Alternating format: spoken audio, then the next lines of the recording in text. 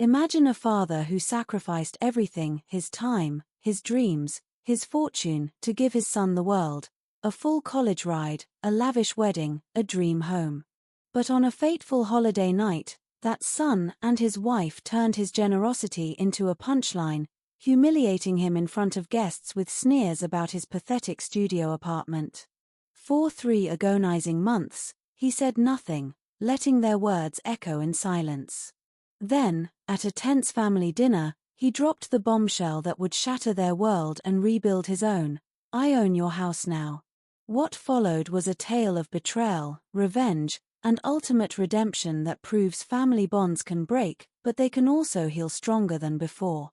Snowflakes danced in the evening air on December 25, 2023, blanketing Seattle in a serene white hush as Richard Montgomery pulled his 13-year-old Navy Subaru into the driveway of 2914 Evergreen Lane, killed the engine, and sat for a long moment watching the festive lights twinkle through the fogged windshield. The colonial house stood grand and welcoming, every shingle a symbol of the $70,000 he had wired 5 years earlier for the down payment, money Dylan and Olivia had accepted without a single inquiry about its origin. He adjusted the collar of his flannel shirt, the same shirt he'd worn to Dylan's university commencement, to his wedding, to the closing table where he'd sold Montgomery builds for $2,900,000, and stepped into the crisp night. The front door opened before he could knock.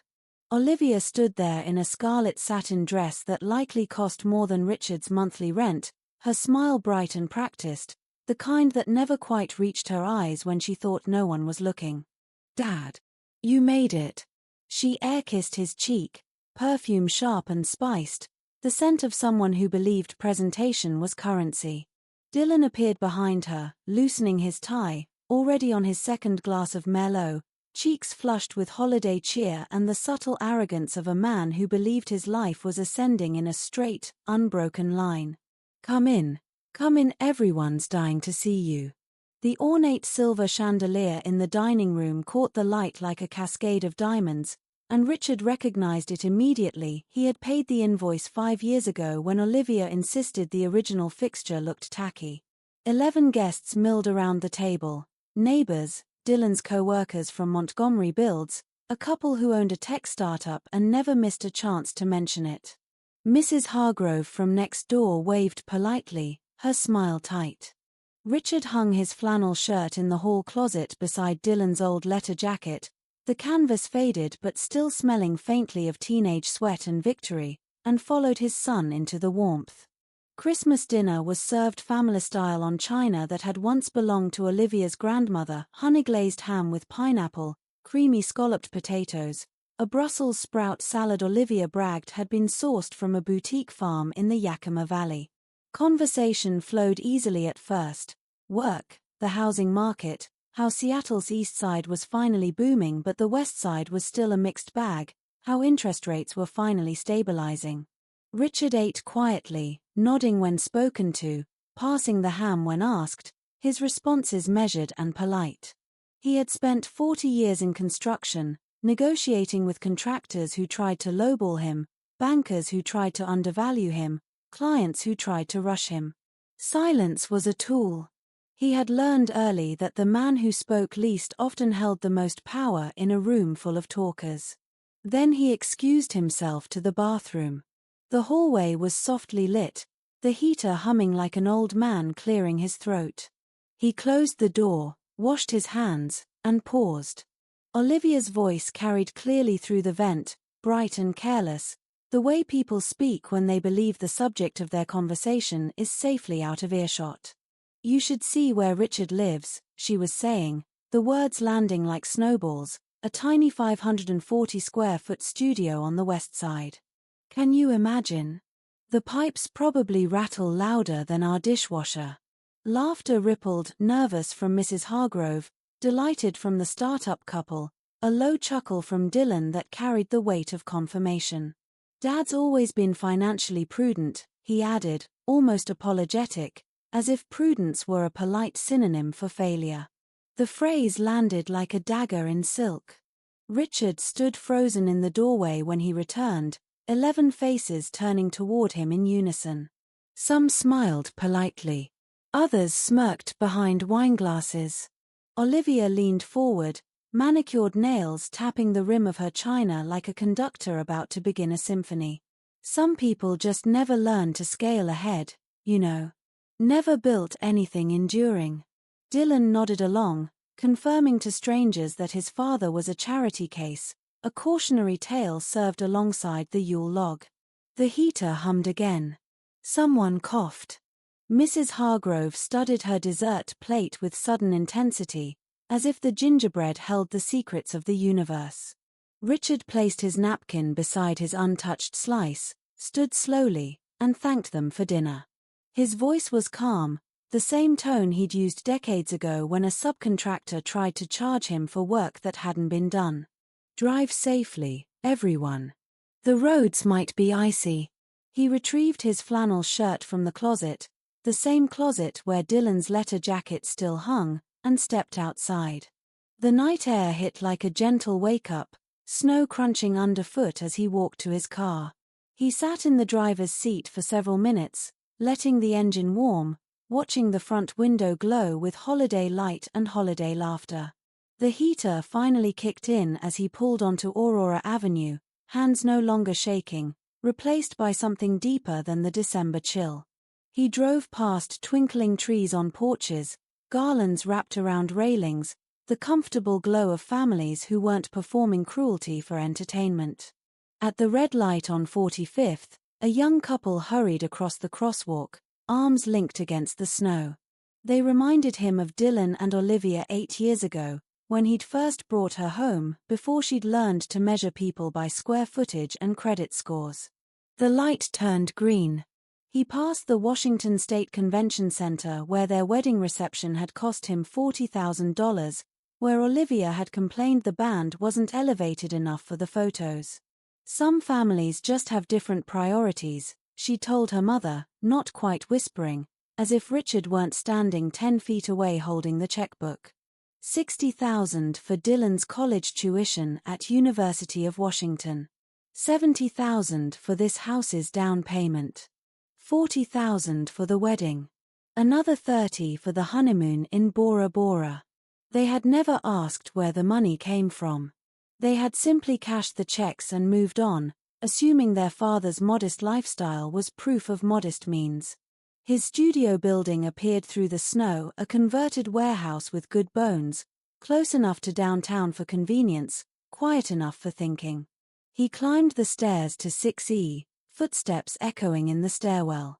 Mrs. Kim from 5D had left Kim Kai outside his door again, wrapped in festive paper, a kind gesture from someone who knew nothing about his bank account and still treated him with dignity. Inside, he hung his flannel shirt on the simple peg he'd installed himself for $8. The studio was exactly what Olivia had described, 540 square feet of practical living. A daybed with a slight dip in the middle. A cafe table for two that wobbled if you leaned too hard on one side.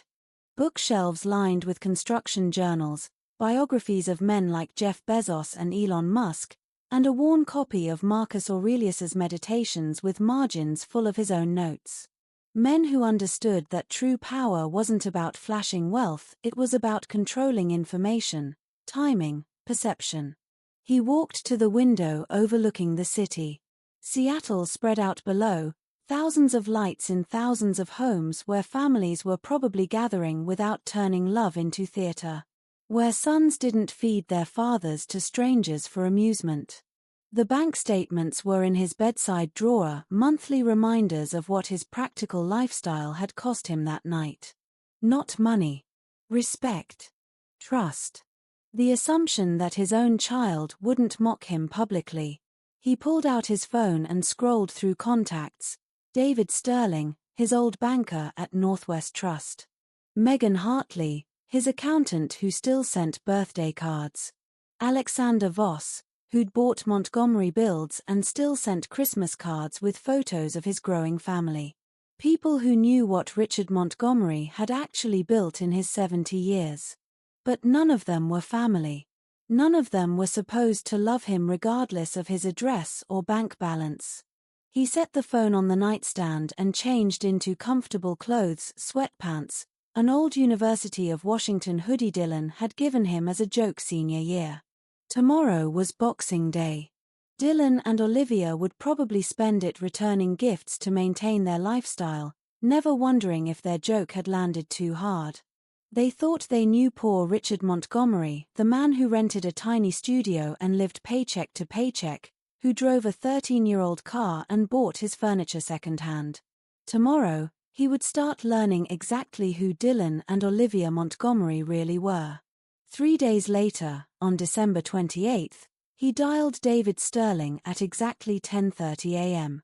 David's voice carried the warmth of their 32-year banking relationship, the kind of warmth that came from decades of shared deals and mutual respect. They exchanged pleasantries about grandchildren. David's youngest was starting at Washington State in the fall, and his wife's quilting club, which had apparently crafted blankets for the entire neighborhood. Then Richard steered toward business. "I'm concerned about my son's financial situation. Dylan. I wonder if you might have any insights." A pause. David had handled Montgomery Build's banking for decades. He understood the weight of family financial discussions. "You know I can't give specifics, Richard. Privacy regulations and all." "Of course. I just want to help if needed, as a father." Another pause. "Longer this time. Let's just say concerns have been raised." "Recent concerns." Richard gripped the phone tighter. "Would this be a temporary situation?" "Hard to say. There are timelines involved. Procedures that need to be followed." "What kind of timelines are we discussing?" "Richard, why don't we grab coffee? Corner table at Zeitgeist, say 11:30. Some things are better discussed in person." He arrived early, claiming a booth where conversation wouldn't carry. David looked older than his 74 years, retirement having softened his banker's precision into something more grandfatherly, his tie slightly askew, his glasses perched on the end of his nose. "Your son and daughter-in-law," he began, glancing around the cafe, "they're in a difficult position." Richard stirred his coffee methodically. "How difficult?" David lowered his voice. 7 months behind on the mortgage. The bank's been patient, but patience has limits. Richard's coffee grew cold as the full picture emerged, not through direct statements, David was too careful for that, but through careful implications and strategic silences. Dylan and Olivia had a $480,000 house with $435,000 remaining debt. They'd been missing payments since May. The bank was moving toward foreclosure proceedings. "How long do they have?" Richard asked. 90 days, maybe 130 if they can demonstrate good faith efforts. And if they couldn't? David's expression said everything: foreclosure auction, public humiliation, the end of their carefully constructed lifestyle. Richard thanked David and drove home through downtown Seattle, taking a deliberate detour past Dylan's neighborhood. Their house sat pristine on its corner lot, landscaping immaculate despite the winter chill, 2 cars in the driveway, a Tesla Model Y and a new Volvo XC60. Every detail screamed financial success. The disconnect was staggering. They were drowning while maintaining perfect appearances, living a lie so complete they'd convinced themselves it was truth. Back in his studio, he spread his notes across the cafe table. The timeline was clear. Christmas humiliation on December 25th, foreclosure proceedings beginning sometime in April. 3 to 4 months for them to find $25,000 in back payments plus ongoing obligations. Based on what he knew about Dylan's salary, around $105,000 a year, and Olivia's commission-based real estate work, that would be nearly impossible without help. Help they'd never ask for from their financially prudent father. He picked up his pen and wrote Montgomery Build's personnel issues on a fresh legal pad. When he'd sold to Alexander Voss 5 years ago, he'd kept most of his management team. Javier Torres was still project director. Lisa Wong still handled client relations. More importantly, they still respected the man who had built the company from nothing, a one-man operation in 1983 with a used Dodge and a toolbox, into a $15 million a year firm by 2018. He dialed Javier's direct line. "Javier, it's Richard. How's the holiday season shaping up?" Javier's voice lit up. "Richard, man, it's good to hear from you. Season's starting strong. We landed that waterfront high-rise you pitched before the sale." They talked shop for 10 minutes, the easy rhythm of two construction professionals who'd weathered decades of challenging projects together. Then Richard shifted gears. "How's my son working out for you, Dylan?" The pause was subtle but telling. "Dylan's finding his rhythm," Javier said carefully. "You know how it is with family and business. I hope he's not causing problems. I know how important team dynamics are. Nothing we can't handle, though there have been some expense account questions lately. Small stuff." Richard's pen moved across the legal pad automatically. "Nothing serious, I hope. Look, Richard, why don't we grab lunch? Catch up properly. I'm free Thursday around noon if you want to hit Pike Place Chowder." Thursday afternoon found them in a private booth at Pike Place Chowder, Javier nursing a clam chowder while Richard stuck to black coffee. The lunch crowd had thinned, giving them space for serious conversation. "Dylan's competent," Javier began carefully, "knows the technical side, understands project management basics, but he searched for diplomatic phrasing. Entitled, I guess. Acts like the rules don't apply to him." "What kind of rules?" "Expense reports mostly. Claiming personal meals as client entertainment. Using the company card for gas when he wasn't on company business. Small amounts, but it adds up." Javier leaned forward, lowering his voice. "The bigger issue is attitude. He talks down to the crew, acts like he's doing us a favor by showing up. Last week, he told Sanchez, a 28-year veteran, that his electrical work was probably fine for condos." Richard absorbed this information while Javier continued. "We're looking at restructuring some positions in Q1. Market's shifting and we need people who fit the culture Alexander is building." The implication hung in the air. Dylan's job security was already precarious. Richard drove home through the gathering dusk, rain beginning to mist his windshield. The pieces were falling into place with almost mathematical precision. Dylan and Olivia were hemorrhaging money they didn't have, living beyond their means while his job performance deteriorated. They'd created their own trap. He just needed to spring it. The irony wasn't lost on him.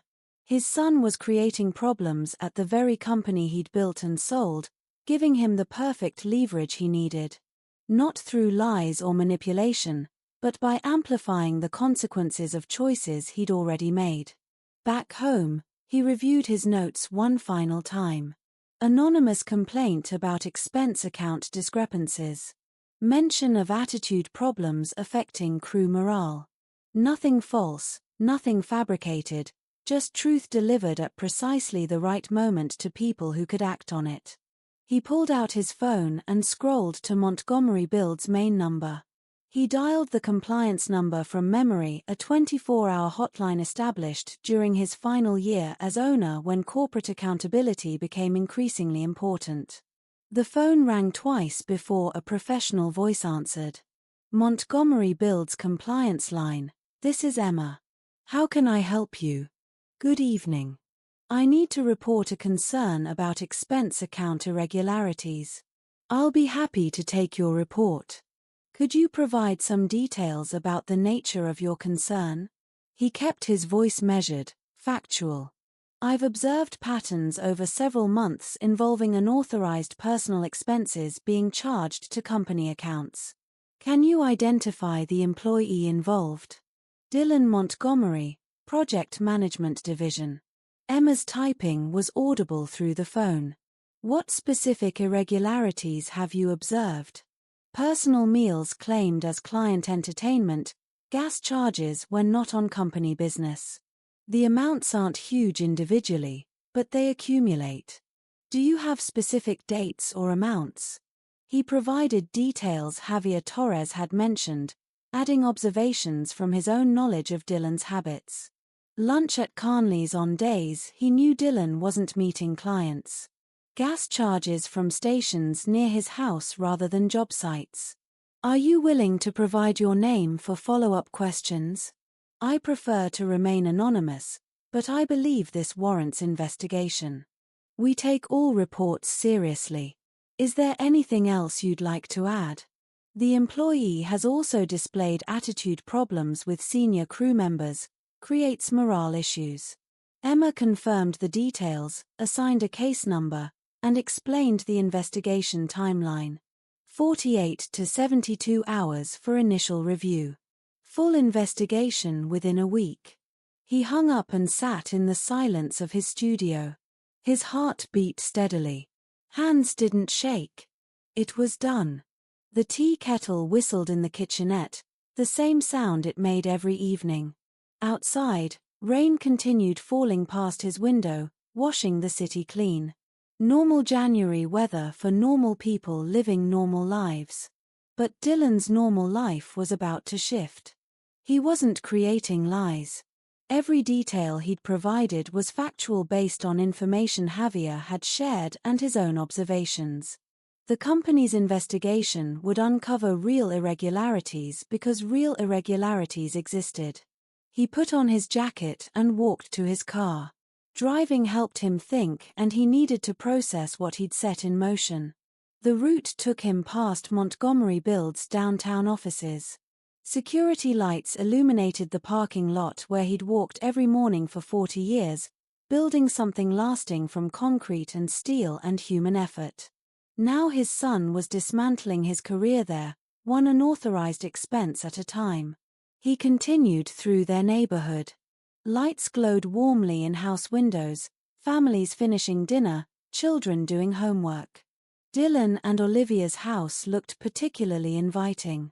Christmas decorations still up despite the calendar showing January approaching. They had no idea what was coming. Not revenge exactly, justice. Natural consequences for choices they had made repeatedly, consistently, without regard for the people they hurt or mocked. Back home, he spread his legal pad notes across the cafe table. Timeline clear. Anonymous tip Monday evening, investigation beginning Tuesday morning, preliminary findings by Thursday, formal disciplinary action by Friday. Meanwhile, their mortgage pressure would continue building. David Sterling's 90 to 130-day window was shrinking daily. He reviewed the mathematics of their situation. Without Dylan's income, they'd need approximately $13,000 immediately just to catch up on missed payments. Add monthly expenses, $400 mortgage, $1,000 car payments, $800 insurance, $1,600 in credit card minimums, and they'd need continuous financial support neither of their salaries could provide without drastic cuts. Cuts they'd never consider while maintaining appearances. They'd have to ask for help. The question was whom they'd ask first. Friday afternoon, January 5th. Coffee had gone cold in his mug while he read about construction industry trends and quarterly reports from companies he'd once competed against. The doorbell rang. He wasn't expecting anyone, but he wasn't surprised either. The investigation at Montgomery Builds had concluded yesterday. Dylan's suspension would have been implemented this morning. Through the peephole, he saw his son and daughter-in-law standing on his doorstep, both looking strained in ways he'd never seen before. Dylan's usual confident posture had collapsed into something hunched and defensive. Olivia's perfect composure showed cracks around the edges, hair slightly frizzed, lipstick faded. Dylan. Olivia. He opened the door wider. What brings you here? Hey, Dad. Dylan's voice carried exhaustion. Could we come in? We need to talk. He stepped aside, gesturing toward his modest living area. They settled onto the daybed while he took his usual folding chair, noting how they glanced around the studio, probably remembering their Christmas commentary about his humble accommodations. "Dad, something happened at work." Dylan began slowly, as if the words physically hurt. "There was an investigation about my expense reports." Richard leaned forward with appropriate concern. "What kind of investigation?" "They found discrepancies, personal charges I'd accidentally put on the company card, meals that weren't actually client meetings." "It was honest mistakes," Olivia interrupted, her voice tight. "But they suspended him without pay." "Oh no," Richard kept his expression neutral, fatherly. "How serious is this?" "They're treating it like deliberate fraud," Dylan said, running hands through his hair. "I don't understand how they even found these things. Someone must have reported me." Richard nodded sympathetically. "These companies have strict policies." "What's the timeline for resolution?" 2 weeks minimum for the formal review process," Olivia answered. "Maybe longer if they decide to involve outside auditors." Dylan shifted uncomfortably. "Dad, we wouldn't normally ask, but we're in a tight spot financially. The mortgage payments have been challenging lately, and now with no income, here it comes. We were wondering," Olivia's pride clearly battled her desperation, "if you might be able to help us out temporarily, just until this work situation gets resolved." "What kind of help?" "Money," Dylan said bluntly. "A loan, maybe $13,000, just to cover the mortgage and basic expenses until I'm back at work." Richard sat back in his chair, appearing to consider their request carefully. $13,000. Exactly what David Sterling had indicated they needed for their back payments. "That's a significant amount," he said. "We know it's a lot to ask," Olivia added quickly, though her tone suggested she still viewed him as their last, least promising option. "Even part of that would help." He looked between them, noting how their desperation made them forget their Christmas performance. "No jokes about his financial limitations now. Olivia," he said gently, "didn't you mention at Christmas that I couldn't even afford a decent place?" Her face flushed crimson. I didn't mean, and Dylan, you said I was financially prudent." "Those were your exact words." Dylan's jaw tightened. "Dad, that's not fair. We're in a crisis here." Richard stood slowly, walking to his small kitchenette window. "I appreciate that you thought of me, but I'm living on a tight budget myself. Social Security, small savings, barely enough to manage my own expenses." "But surely you have something," Olivia pressed. "Some emergency fund." He turned back to face them. "I wish I could help, but I barely manage my own expenses. You said yourself I was struggling financially." The silence stretched between them, heavy with implications they were only beginning to understand. "Maybe," he suggested kindly, "you should ask someone who has real money, someone who isn't financially prudent." Dylan's face went white. Olivia stared at him as if seeing him clearly for the first time. They left 15 minutes later, their departure marked by stilted politeness and barely controlled desperation. He watched them walk to their Tesla through his window, the taillights disappearing into the snowy dusk. He folded the newspaper after checking the legal notices, a routine he developed over the past 9 weeks. Nothing yet, but foreclosure announcements typically appeared 30 days before auction dates. 9 weeks had passed since Dylan and Olivia's desperate visit. 9 weeks of strategic silence while their situation deteriorated naturally. Time to check in with David Sterling. The drive downtown felt familiar, like returning to an office he'd worked in for decades. Northwest Trust occupied the same building where he'd conducted Montgomery Build's business for 32 years. Some patterns never changed.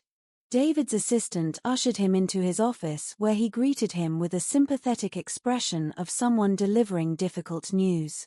"Richard, I thought you should know about the auction date." He settled into the chair across from his desk. Auction. April 20th, courthouse steps, 10 a.m. sharp. Your son's property. The words hung in the air like snow in the wind.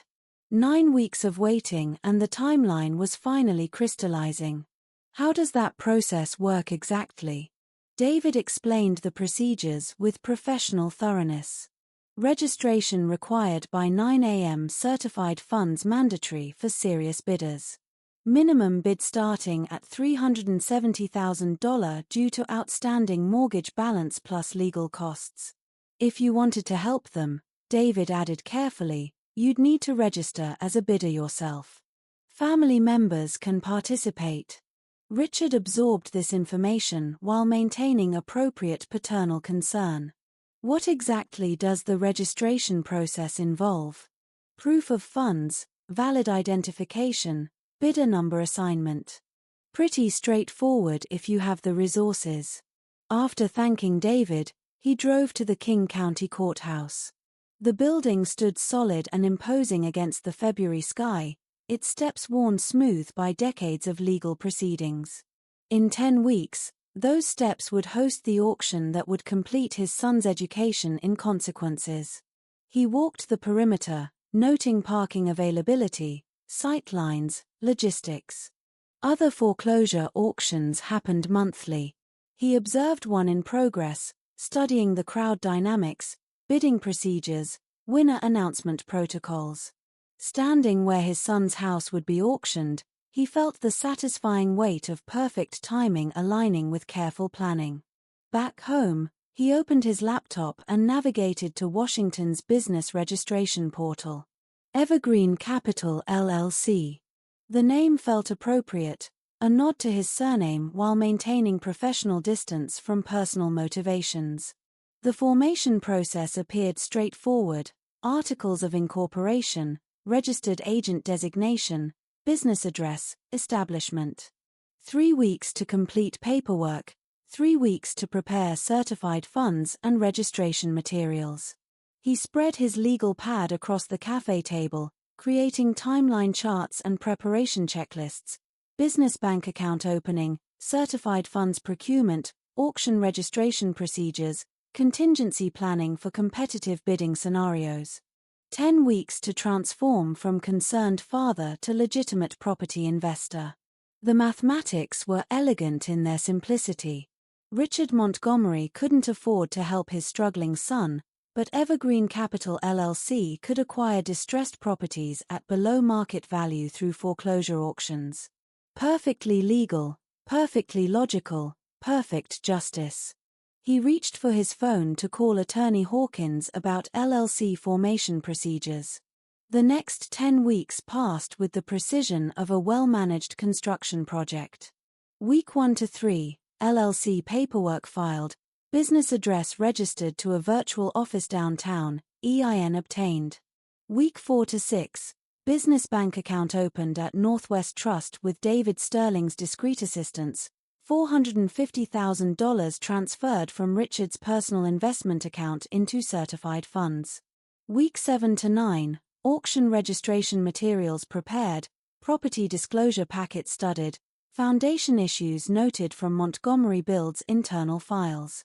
Week 10, final logistics review, professional attire selected, emotional preparation completed.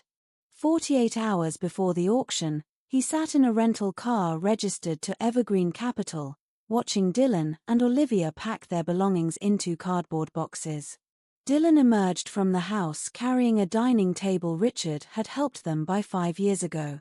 His movements were slow, defeated, like a man going through motions rather than making decisions.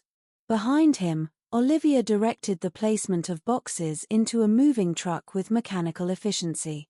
Their neighbor, Mrs. Hargrove from Christmas, approached with a casserole dish and sympathetic words. "I'm so sorry this is happening to you both."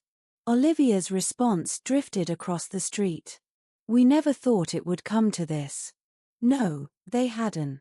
They'd thought their father was financially prudent, incapable of meaningful assistance.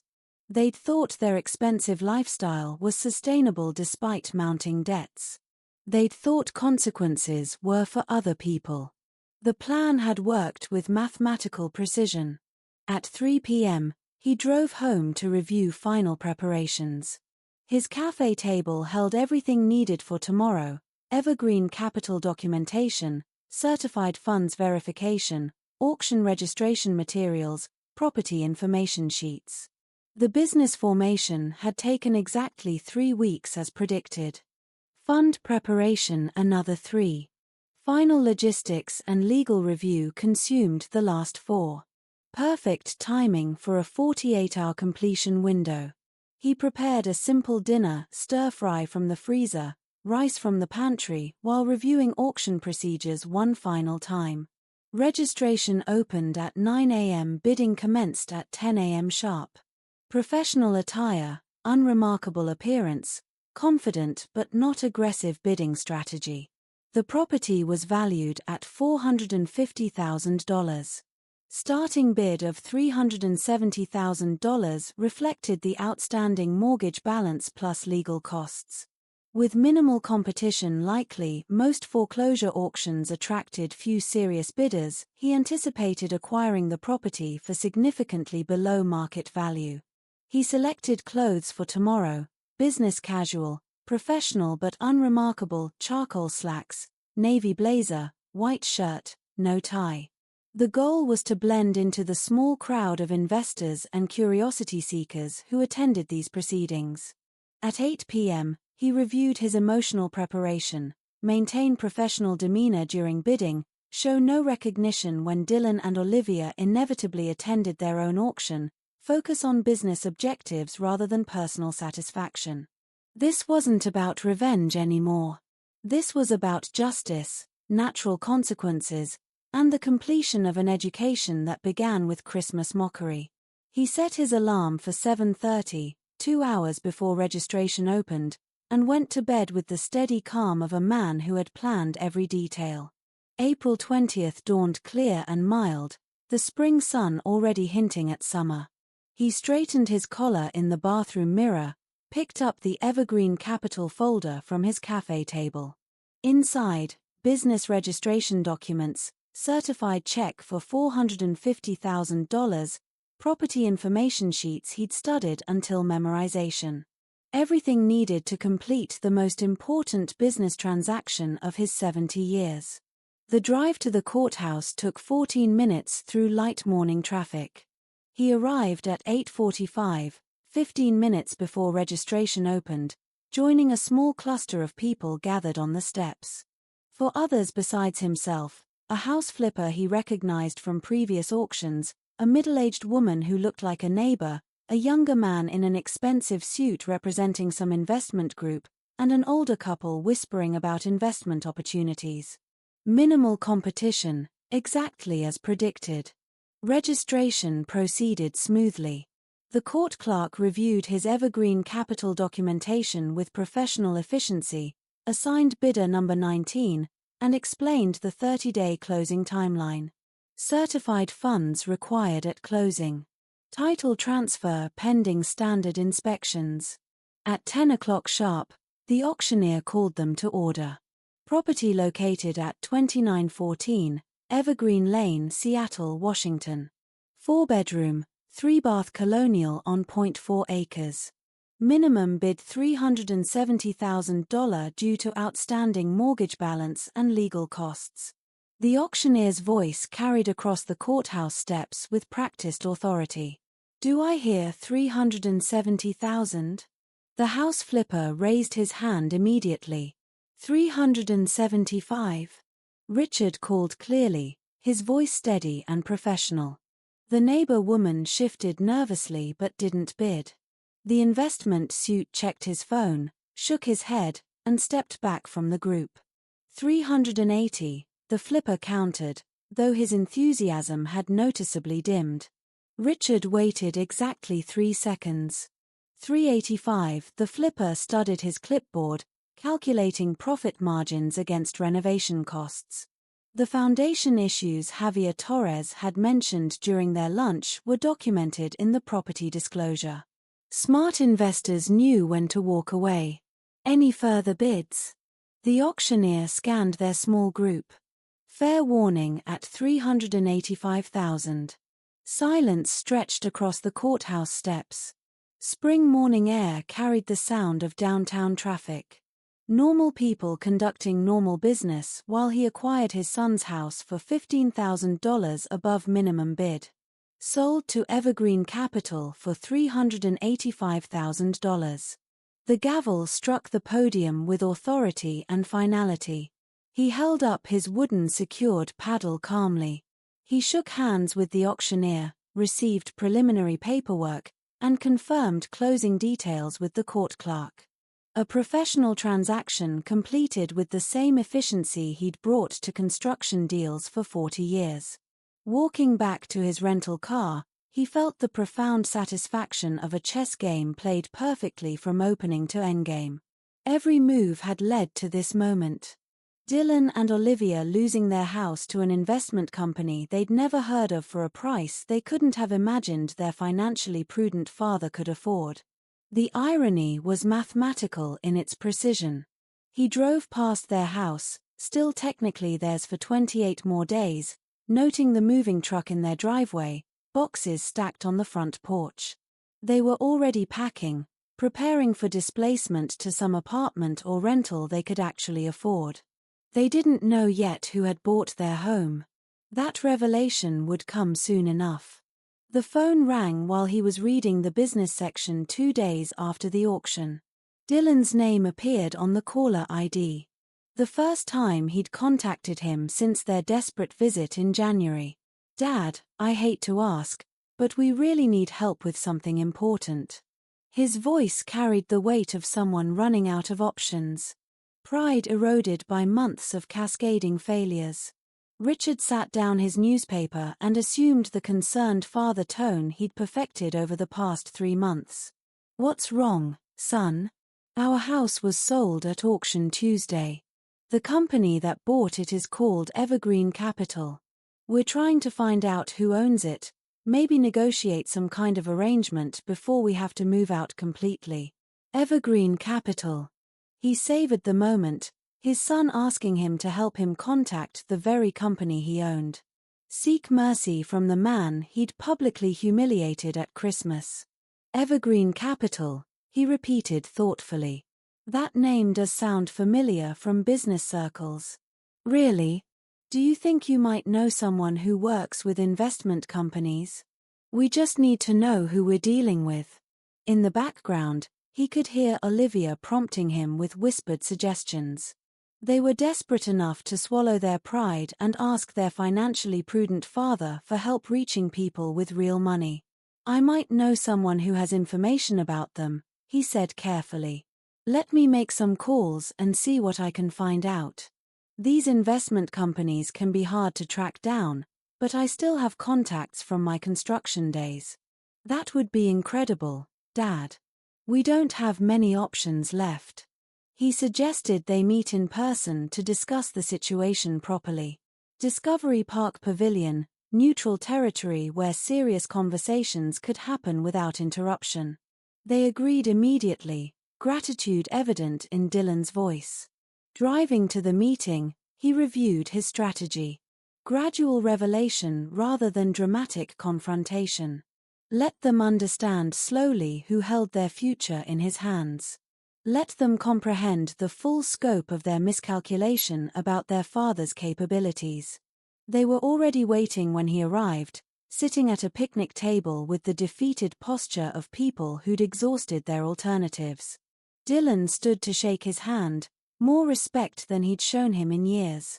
"Thanks for meeting us, Dad. We know this is a lot to ask." Olivia managed a grateful smile, though it didn't reach her eyes.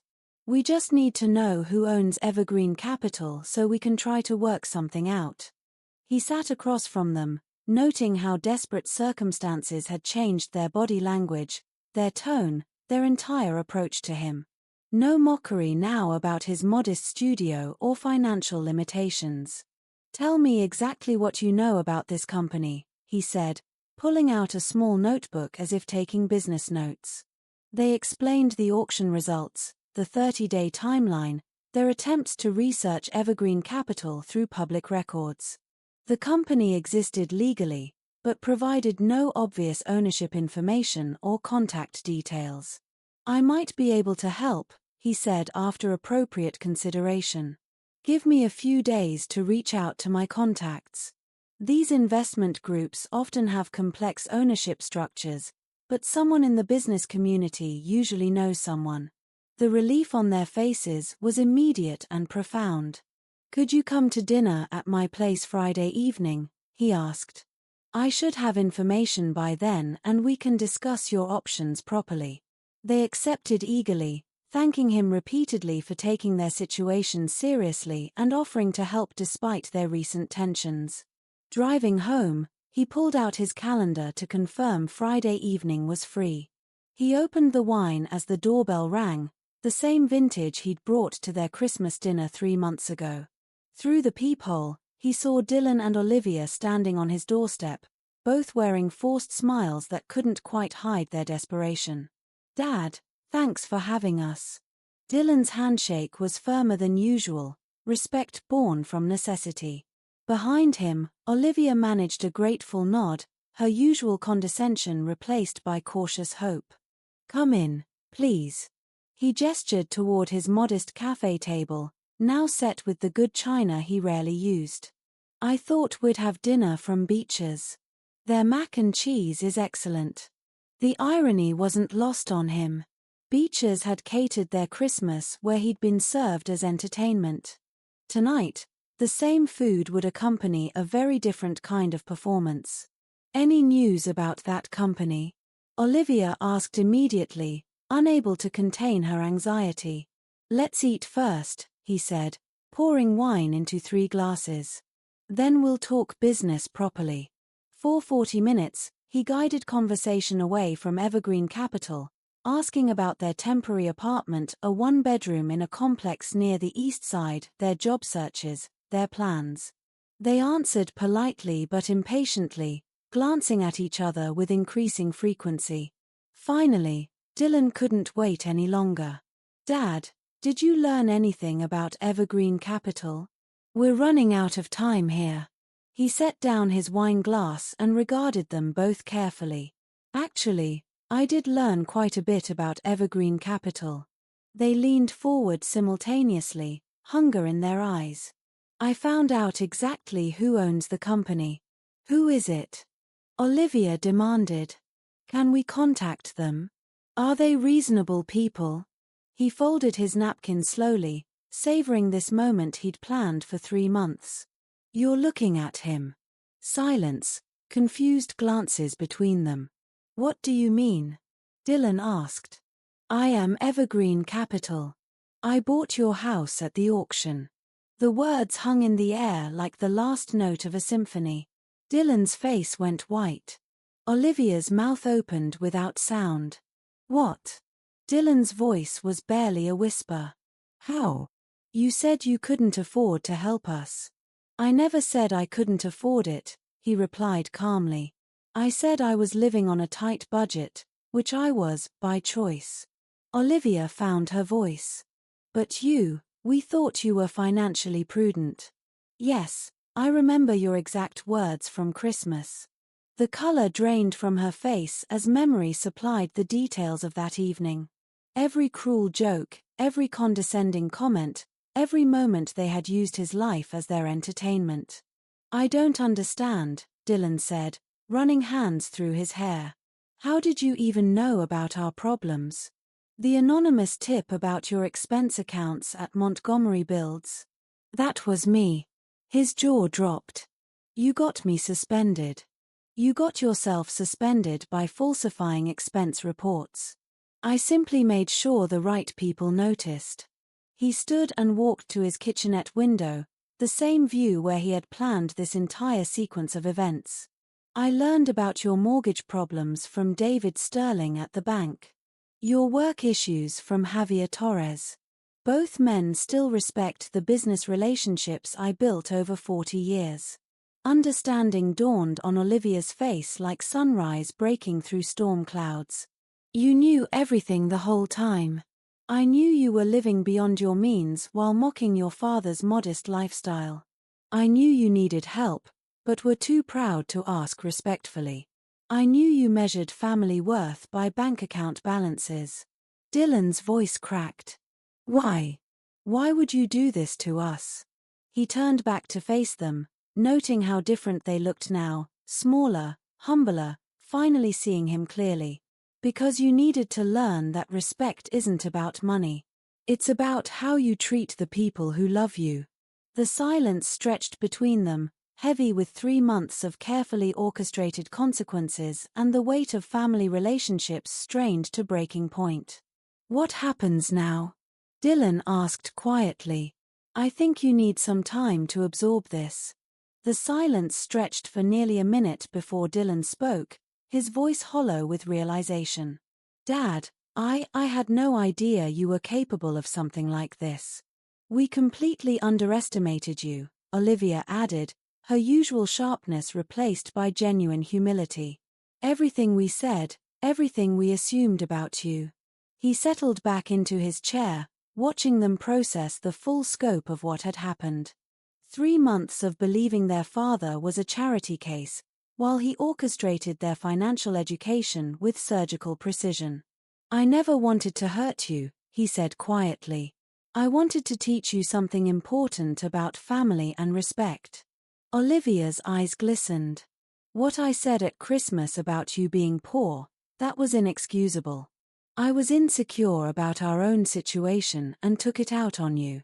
We both treated you terribly, Dylan added, reaching for his wife's hand. You've helped us so many times over the years, college, the wedding, the house down payment, and we repaid you by making you the butt of jokes. He nodded, appreciating their honesty. The money never mattered to me, but watching my own family use me as entertainment, that hurt more than you can imagine.